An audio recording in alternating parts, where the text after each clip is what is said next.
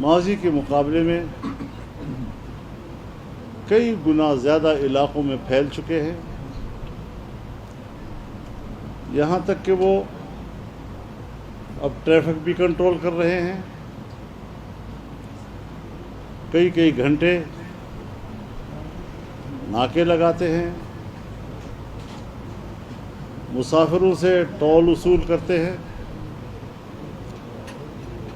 اور مغرب کے بعد ہمارے جنوبی علاقوں میں تو جنوبی اضلاع میں پولیس جو ہے وہ اپنے اپنے تھانوں میں محصور ہو کے رہ جاتی ہے، اور ان کو اجازت نہیں ہے کہ وہ تھانوں سے باہر سڑکوں پر ڈیوٹیاں دے سکیں۔ لیکن چونکہ ہمارے اس صوبے کے لوگوں نے بہت بڑی قربانیاں دی، سوات سے لے کر وزیرستان تک، انہوں نے جس طریقے سے اپنے ہی ملک میں ہجرت کی، اپنے گھر چھوڑے، اور سال ہا سال تک وہ پورے ملک میں در بدر پھرتے رہے۔ آپ جانتے ہیں ہمارا اپنا ایک کلچر ہے، قبائلی کلچر، جہاں کی ہماری مائیں بہنیں اپنے ایک محدود ماحول میں حیا اور عزت کی زندگی گزارتی ہیں، ان کو صحراؤں میں لانے پہ مجبور کر دیا گیا، ان کو بازاروں میں بھیک مانگنے پہ مجبور کر دیا گیا، ان کی عزت نفس کو پامال کیا گیا، ان کی چادر و چلمن کو تار تار کر دیا گیا، اور جوانوں پہ جو گزری ان کی تعلیم تباہ، ان کا مستقبل تباہ، اور اب تباہال فاٹا جب لوگ واپس جاتے ہیں تو ان کے پاس گھر نہیں، آپریشنوں میں ان کی دیہاتیں تباہ ہو چکی۔ میرے پاس کچھ وفود آئے جن کو سال ڈیڑھ سال پہلے اگر پورا مکان تباہ ہوا ہے تو 4 لاکھ روپے، اور اگر جزوی طور پر ہے تو 1,60,000 روپے، وہ بھی پیسے نہیں دیے گئے، ٹوکن دیا گیا۔ آج تک اس ٹوکن پر ان کو پیسے نہیں وصول ہوئے۔ اب آپ بتائیں کہ کیا ایک مکمل مکان آج کے دور میں 4 لاکھ سے تعمیر ہو سکتا ہے؟ 4 لاکھ سے تو شاید ایک غسل خانہ بھی تعمیر نہ ہو سکے۔ کیا ایک چھوٹی سی دیوار 1,60,000 میں بن سکتی ہے؟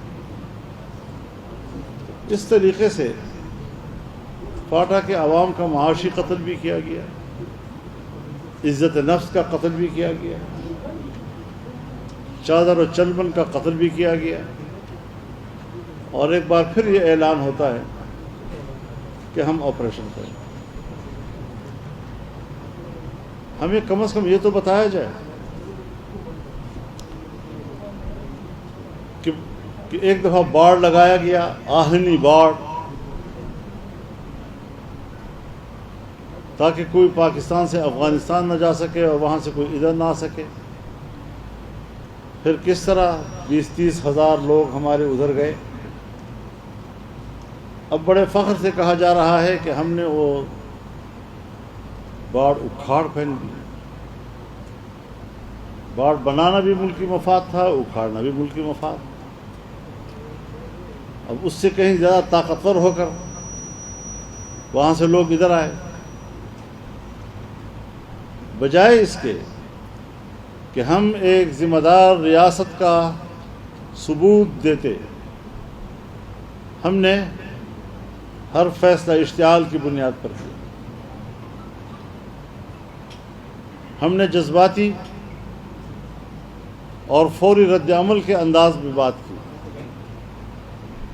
کبھی بھی ریاستوں کے معاملات وہ نہ اجلت سے طے ہوتے ہیں، نہ جذباتی انداز کے ساتھ طے ہوتے ہیں، نہ دھمکیوں کے ساتھ طے ہوتے ہیں۔ اس کا نتیجہ صرف 2 ریاستوں کے درمیان تعلقات کی خرابی کے علاوہ کچھ نہیں نکلتا۔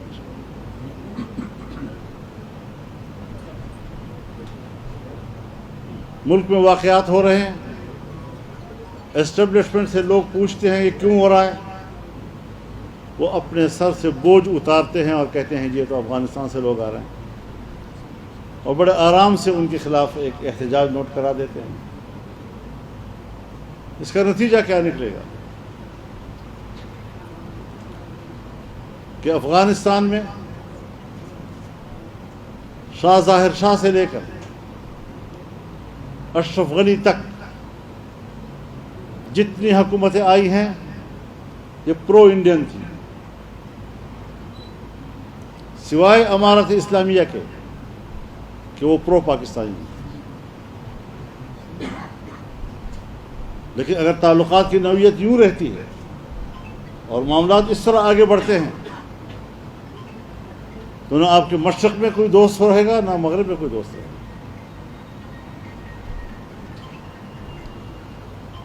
اگر ایران کی طرف سے دراندازی ہوتی ہے پھر آپ بھی دراندازی جواب میں کر لیتے ہیں، ایک ہفتے کے اندر اندر معاملات طے ہو جاتے ہیں۔ یہ رویہ افغانستان کے ساتھ کیوں نہیں؟ تو پھر ہمیں سمجھنا چاہیے کہ افغانستان بین الاقوامی ایجنڈے کی زد میں ہے، اور ہم ان قوتوں کے مفادات کو سامنے رکھتے ہوئے یا ان کی خواہشات کو سامنے رکھتے ہوئے افغانستان میں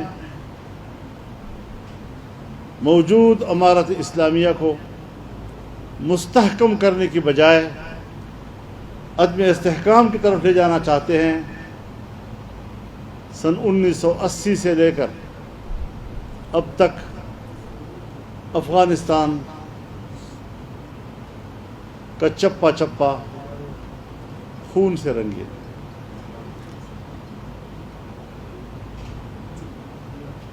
ایک ایک دیوار، ایک ایک حویلی وہ آج منہدم ہو چکی ہے۔ اس تباہ و برباد افغانستان کی تعمیر پاکستان کے لوگ بھی سمجھتے تھے اور افغانستان کے لوگ بھی اس امید میں تھے کہ اس کی تعمیر میں پاکستان تعاون کرے گا۔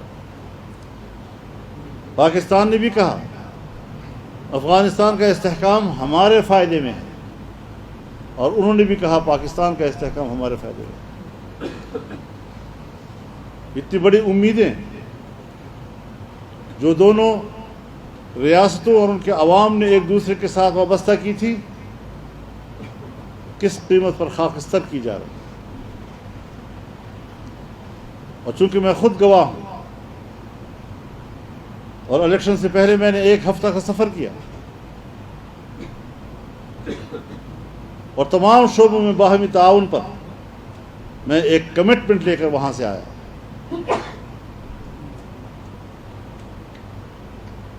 مسلح تنظیموں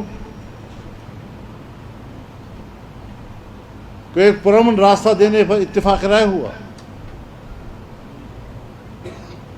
اس کے لیے ایک میکینزم طے کرنا تھا۔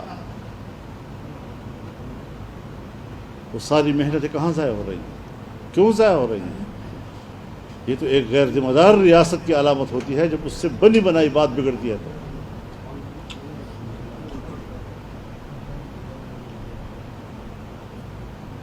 تو اس اعتبار سے آج فاٹا کے جرگے نے اس سارے صورتحال پر بحث کی، اس پر اپنے عدم اطمینان کا اظہار کیا، اور چند روز پہلے جو ہمارے وزیرستان کے جنوبی وزیرستان کے امیر مولانا مرزا جان صاحب شہید ہوئے تھے، اور اس کے علاوہ دوسرے شہداء، ان کے لیے خراج عقیدت کا اظہار کیا گیا، بلندی درجات کی دعا کی گئی، ان کے خاندان کے ساتھ ہمدردی کا اظہار کیا گیا، اور ان کے لیے صبر جمیل کی دعا کی گئی۔ یہ اس وقت کی صورتحال ہے جو آج کی اس جرگے سے وابستہ ہے۔ مزید جو آپ کچھ کہنا چاہیں گے تو۔ کنفیوژن آپ کی بات سے، آپ نے پارلیمان میں بھی بات کی، آج یہاں پہ بھی بات کی، جنوبی اضلاع بنو ڈویژن اور ڈیر اسماعیل خان ڈویژن، یہاں پہ آپ نے فرمایا ہے کہ 4-5 مہینے بعد امارات اسلامیہ کا قیام ہو جائے گا، تو کیا آپ امارت اسلامیہ کے خلاف ہیں، امارت کے خلاف ہیں، یہاں پہ اسلامی قوانین اسلامی نظام کے خلاف؟ میں نے تو کہا کہ آپ بڑا سنجیدہ سوال کر رہے ہیں، تو آپ تو مزید کنفیوژن پیدا کر رہے ہیں۔ میں دیکھیے الفاظ کو ذرا دیکھیں نا، ایسا لگتا ہے جیسے کہ، اب آپ بتائیں کہ ایسی صورتحال میں ایک مستحکم ریاست کے اندر اب اس قسم کے تصورات پیدا ہوں، احساسات پیدا ہوں، ہمیں اس پر سنجیدگی سے سوچنا نہیں چاہیے۔ ہم تو پورے پاکستان کو امارت اسلامیہ بنانا چاہتے ہیں، ہم تو پورے پاکستان کو اسلامی ریاست بنانا چاہتے ہیں۔ میرا آئین کہتا ہے، قرارداد مقاصد کو آپ پڑھیں، حاکمیت اللہ رب العالمین کی ہوگی، عوام کے نمائندے وہ اللہ کی نیابت کریں گے اور قرآن و سنت کی تعلیمات پر انفرادی اجتماعی زندگی استوار کریں گے۔ اسلام پاکستان کا مملکتی مذہب ہوگا، تمام قوانین قرآن و سنت کے تابع ہوں گے، قرآن و سنت کے خلاف کوئی قانون نہیں بنایا جائے گا۔ اس کو عملی جامہ پہنا ہے نا، یعنی میرے ملک پہ تو اساس موجود ہے، ہم اس اساس کو گرانا نہیں چاہتے، ہم اس کو کسی عدم توازن کا شکار نہیں ہونے دینا چاہتے۔ ورنہ آپ جانتے ہیں بالاکنڈ تحریک جب تھی صوفی محمد صاحب مرحوم کی، اس سے کوئی ہمارا نظریاتی اختلاف تو نہیں تھا، لیکن جس زاویے کے ساتھ وہ بات کر رہے تھے ہم نے اس سے اتفاق نہیں کیا۔ ہمارے پاس زاویہ موجود ہے، ہم اگر اس پہ کنفیوژن پیدا کریں گے تو مشکلات پیدا ہوں گی۔ لہٰذا اس قسم کی صورتحال اگر ملک کے اندر پیدا ہوتی ہے تو یہ سنجیدہ صورتحال ہوتی ہے، بجائے اس کے کہ میں پریشان ہوں، میں ریاست سے سوال کر رہا ہوں، ریاست کو اس طرح متوجہ کر رہا ہوں۔ آپ ریاست کی طرف سے مجھے دفاعی پوزیشن میں ڈالنا چاہتے ہیں، یہ نامناسب ہے۔ مولانا صاحب یہ بتائیں کہ آپ کیا سمجھتے ہیں کہ جو موجودہ صورتحال ہے وہ حکمرانوں کے ہاتھ سے نکل نہیں گیا؟ دوسرا میرا یہ سوال ہے کہ جو حالات بنے ہوئے ہیں، کیا یہ حکمران ذمہ دار نہیں ہے اس حالات کے کہ انہوں نے اتنا اسپیس دیا کہ اب وہ خود بھی سنبھال نہیں سکتے؟ دیکھیے حکمران سے مراد آپ کی کیا ہے؟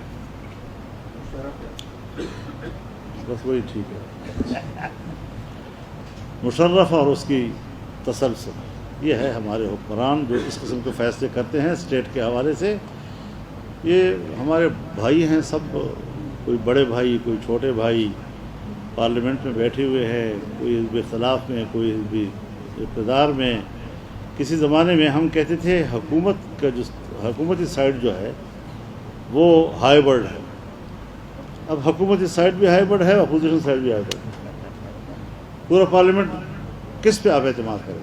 فیصلے کون کرتا ہے؟ یعنی آپ بتائیں، فیصلہ آیا، اناؤنس کیا گیا، ایپیکس کمیٹی نے اناؤنس کیا، کیا اس میں کنفیوژن تھی کہ پرائم منسٹر ہاؤس سے نئی وضاحت جاری کرنی پڑی؟ کیا خود ادارے کے اندر بھی مختلف اطراف سے آراء لی گئی تھی؟ کافی سوالات ہیں، وہ اس نے کنفیوژن پیدا کر دی ہے۔ اور یہ جو عزم استحکام ہے، اس کا بسم اللہ ہی عزم استحکام سے ہو گئی۔ 2013 سے 2018 کی حکومت تک حکومت جہاں بھی پھنستی تھی آپ ان کو نکالنے کی کوشش کرتے تھے، آپ ان کے ساتھ تھے۔ ایسی کیا وجہ ہوئی ہے کہ ابھی بھی حکومت مشکل میں ہے لیکن آپ باہر ہیں؟ ایسی کیا وجہ ہے کہ آپ جو ہیں آپ کو اس کی رائے کو احترام نہیں دینا چاہیے، آپ کی رائے کو سننا نہیں جاتا ہے؟ اب میں ملک کو مشکل سے نکالنا چاہتا ہوں۔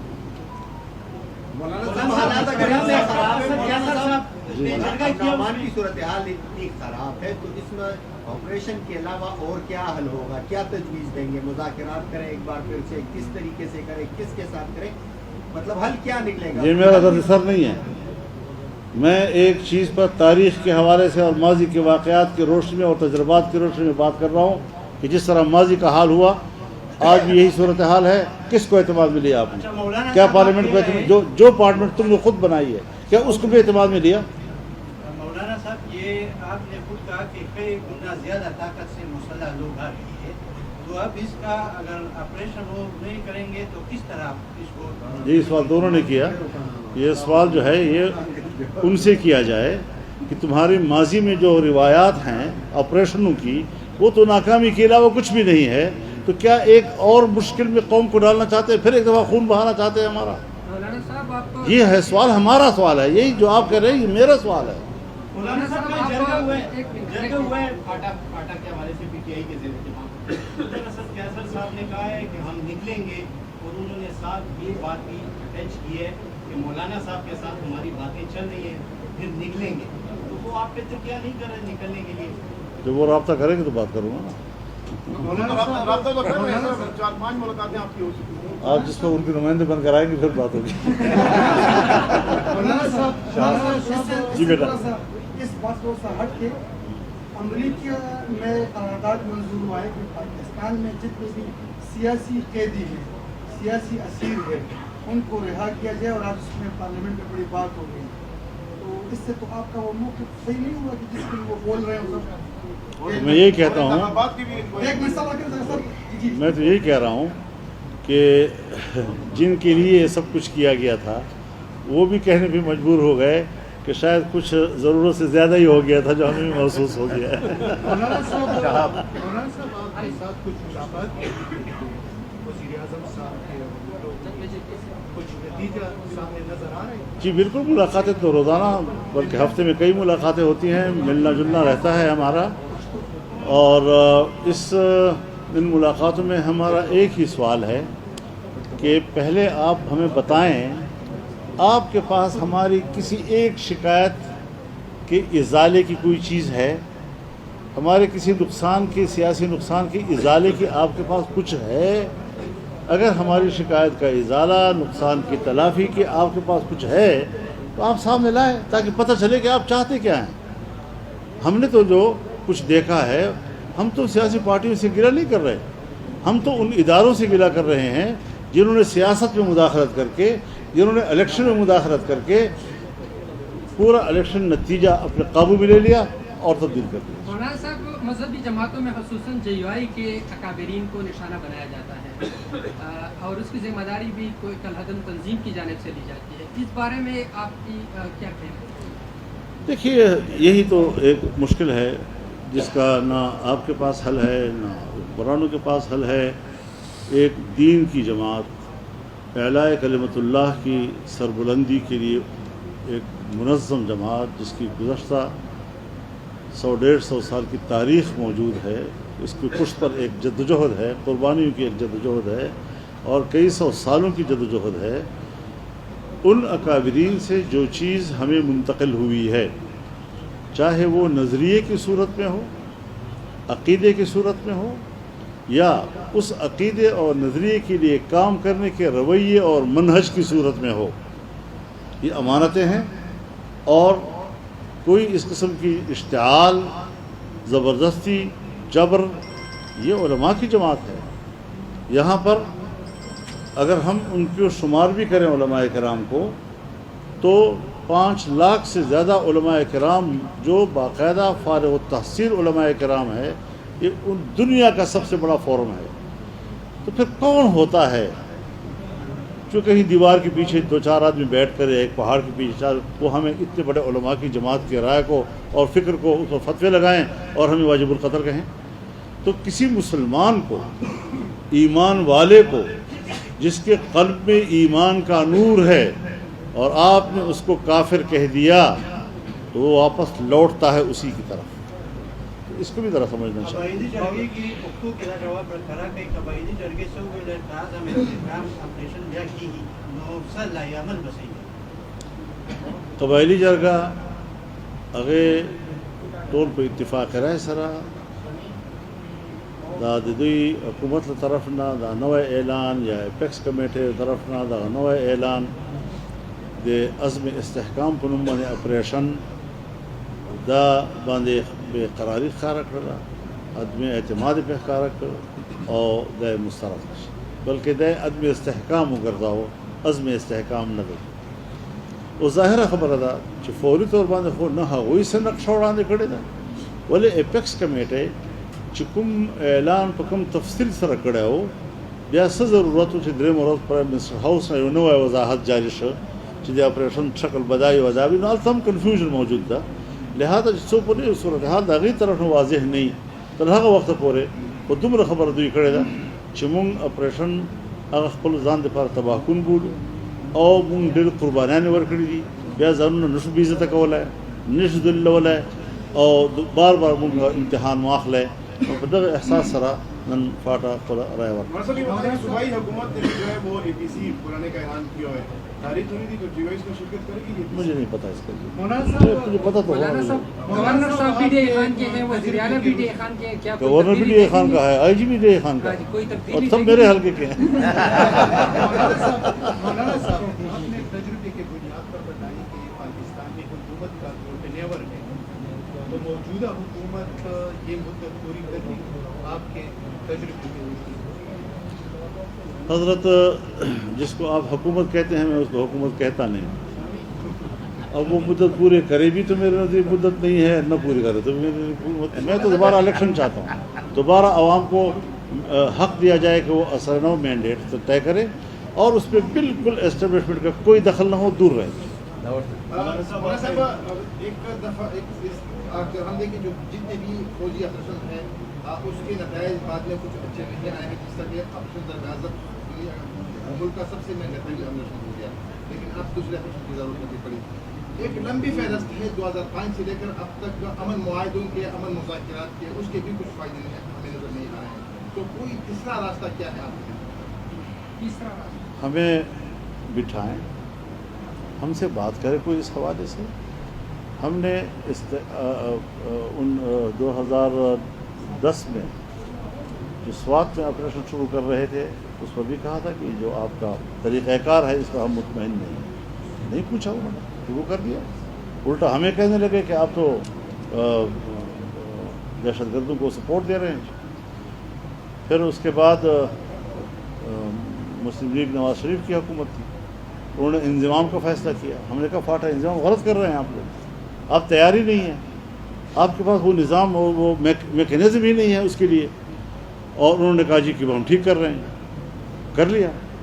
اب جب کر لیا تو فاٹا کے علاقوں کو سیٹل کے علاقوں کے برابر لانا اور سیٹل کے لوگوں کے معیار زندگی کے برابر ان کی معیار زندگی کو بلند کرنا اور وہاں کا انفراسٹرکچر روڈوں کی صورت میں، بجلی کی صورت میں، اسکول کالجز یونیورسٹیوں کی صورت میں، ہسپتالوں اور بڑے ہسپتالوں کی صورت میں ایک بڑا نیٹ ورک وہاں پر انہوں نے لوگوں سے کہا کہ ہم ہر سال 100 ارب روپے ان کو دیں گے اور 10 سال تک دیں گے، یعنی 1000 ارب.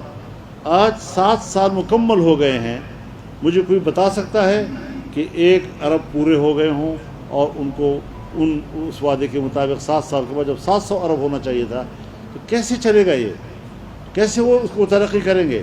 وہاں پر آج بھی گورنمنٹ کے پاس لینڈ ریکارڈ نہیں ہے. جب لینڈ ریکارڈ نہیں ہے، آباء و اجداد سے ان کی ملکیتیں آ رہی ہیں، قوم کی زمین ہے، قوم کا خاورہ ہے اور قوم اس کے امن کی ذمہ دار ہے، اور یہ روایات چلی آ رہی تھی اور اس کو اختیار کے ذریعے تحفظ دیا گیا تھا. یہ ساری چیزیں موجود تھیں. ہم نے کہا کہ جب آپ کے پاس لینڈ ریکارڈ ہی نہیں ہے، آپ کا پٹواری وہاں نہیں جا سکے گا، آپ کا قانون گو وہاں نہیں جا سکے گا. تحصیلدار جس طرح پہلے انتظامی نظام کا حصہ تھا اب بھی انتظامی نظام کا حصہ ہوگا، وہ اس بندوبستی نظام کا ماہر نہیں ہو سکتا. آپ بتائیں کہ آج بھی نہیں ہوا. اور میں نے ایک بڑے افسر سے پوچھا کہ بھائی جب لینڈ ریکارڈ ہی نہیں ہے تو آپ تقسیم کیسے کریں گے؟ تو ان کا جواب سنیے، آپ بھی حیرت سے ہوں گے. آج کل کے ٹیکنالوجی میں فخر کرنا چاہیے. کہتے ہیں ہم سیٹلائٹ سے تصویریں لے رہے ہیں اور سیٹلائٹ سے ہم تقسیم کر رہے ہیں زمینوں کی ہر خاندان کی بنیاد پر. وہ میں نے کہا سیٹلائٹ سے نیچے بھی آؤ گے یا نہیں؟ یا اتنی سارا کچھ کرو گے؟ اس طرح کے ایک واہمہ کی بنیاد پر، تخیل کی بنیاد پر کیا کیا اور فاٹا کے لوگوں کو برباد تباہ کر دیا.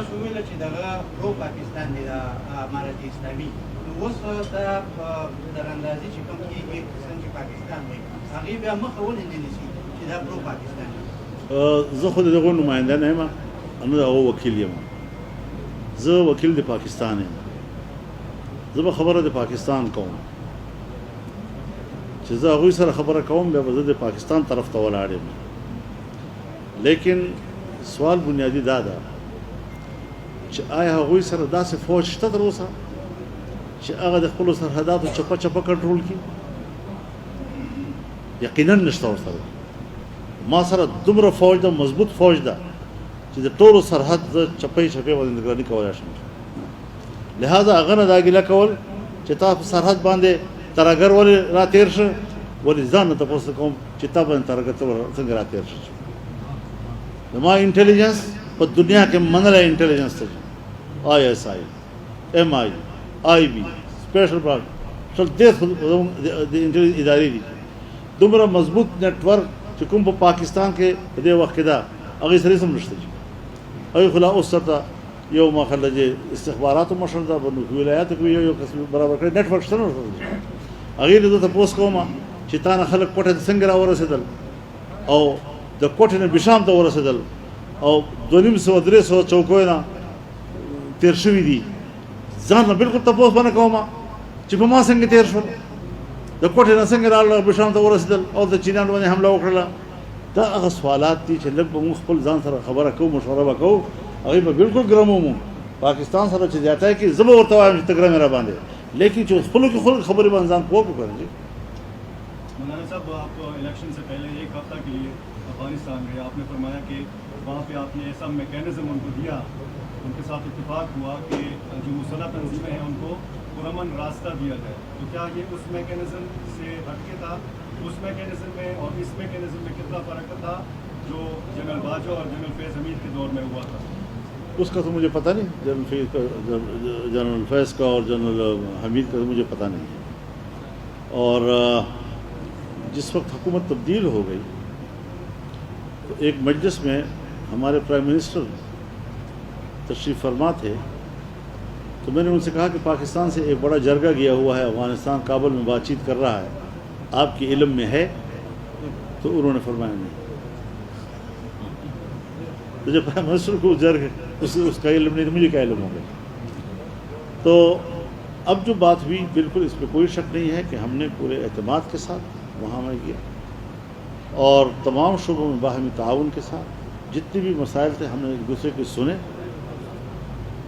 اور ایک ہفتہ ہم نے وہاں گزارا. الحمدللہ سارے معاملات اور ان کو رپورٹ کیا، ان کو بتایا سارا کچھ. وزارت خارجہ سے بریفنگ لی ہم نے، کیا کیا شکایات ہیں ہمیں، ہم ان سے کیا حاصل کرنا چاہتے ہیں، سب تفصیلات لے کر پھر ہم نے واپسی پر وہ ساری صورتحال ان کو بتائی اور انہوں نے اطمینان کا اظہار کیا، شکریہ ادا کیا. اور یہ کہ اس کا میکینزم کیا ہوگا، میں نے کہا یہ ریاست کو بتا، آپ بنائیں میکینزم، کہیں آپ کو مشکل ہوگی تو ہم تعاون کے لیے تیار ہیں. یہ پاکستان کا مسئلہ ہے، کوئی آپ کی ذات کا مسئلہ نہیں ہے. لیکن اب نتائج یہ ہیں، ہم کیا کہیں جی اپنے ان بڑوں کے بارے میں کہ وہ کس زاویے سے سوچتے ہیں، وہ کس کے لیے سوچتے ہیں. اگر ہم کہیں کہ آپ پاکستان کے لیے سے ناراض بھی ہوتے ہیں، مشتعل بھی ہو جاتے ہیں، تو کچھ تو کم از کم ہماری بات کو وہ ذرا سنجیدگی سے لیں، سنجیدگی سے سنیں. ہم ان کے دشمن نہیں ہیں، ہم ملک کے دشمن نہیں ہیں، ہم ان کے خیر خواہ ہیں. لیکن اگر وہ خیر خواہ